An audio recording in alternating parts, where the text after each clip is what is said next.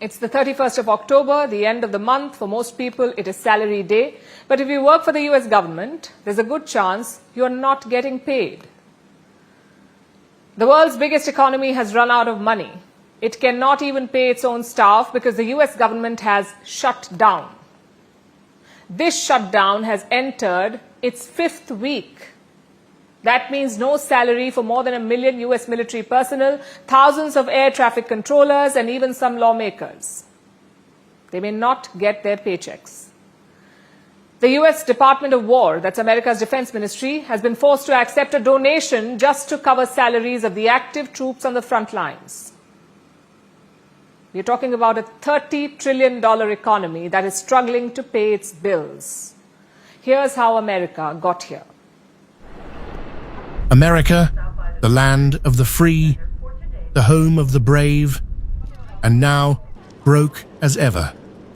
The world's biggest economy can't pay its own workers. The US government remains in shutdown. For tens of thousands of federal employees, payday has come and gone, with nothing in their accounts. Let's start with the military. The Trump administration says it will pay troops today, using what it calls a mix of funds, a patchwork of leftover Defense Department money and emergency legislative reserves.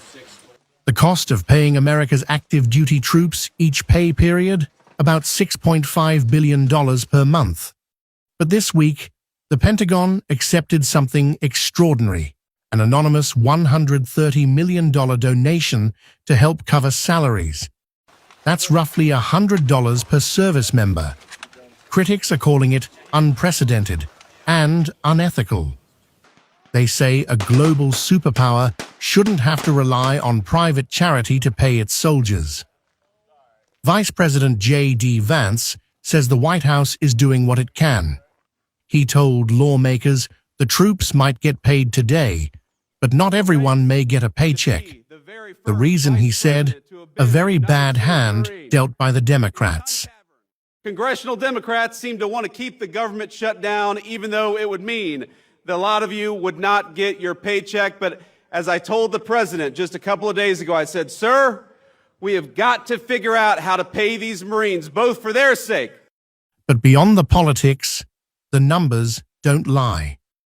A donation worth $130 million barely scratches the surface of a defense payroll worth $600 billion a year. For thousands of troops stationed overseas and on the front lines, it's not about politics, it's about rent, bills, and survival. The pain is spreading across America's workforce. Air traffic controllers, the people who keep the skies safe, have now missed their first full paycheck. Nearly 11,000 controllers received payslips this week, with a balance of zero. They're classified as essential workers, so they still have to report for duty, even when they're not being paid. Transportation Secretary Sean Duffy says another missed paycheck could be financially catastrophic, and many aren't waiting to find out. Across the country, air traffic controllers have taken second jobs. They're driving for Uber, delivering groceries for Instacart, waiting tables, even tutoring on weekends, just to stay afloat. The system was already under pressure.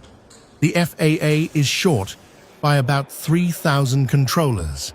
Now, the strain is reaching a breaking point. Inside the White House, officials are warning of what comes next, a nationwide air travel meltdown. Vice President Vance says if the shutdown continues, it could be a disaster. Look, it could be a disaster. It really could be, because at that point you're talking about people have missed 3 paychecks. They've missed 4 paychecks.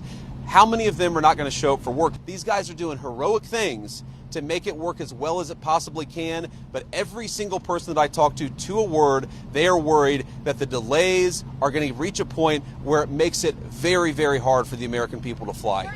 He called their work heroic, but even heroes have limits. Every missed payday erodes the safety net that holds America's aviation system together.